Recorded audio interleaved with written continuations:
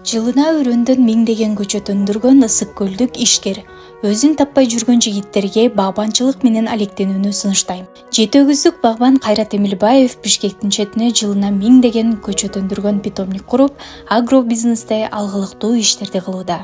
Жарым гектар жерди ээлеген питомникте Европадан алынып келинген жана өрөөндөн өндүрүлгөн көчөттөр жана гүлдөр бар. Ал бул багытта өзүн тапканга чейин алгач 12 түп туя отургузуп көргөн. Бара-бара анын бул ишке кызыгуусу артып, Москвага чейин барып адистерден билим алып келген. Кайрат буга чейин элдердин бактарын бутап, ошол эле учурда өзүнө тажрыйба да топтогон.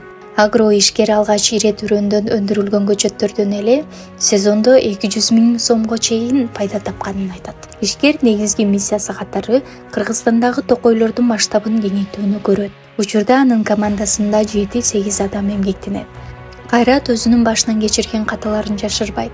Ал бир кезде туура эмес учурда көчөт буйрутма кылып, миллиондогон чыгышка учураганын айтат. Бирок ал бул катасынан сабак алган. Ал жаштарга мындай кеңешин айтат: ишкерликке киришем десеңер, алгач тажрыйбалуу адамдардын жанында иштеп, тажрыйба топтогула.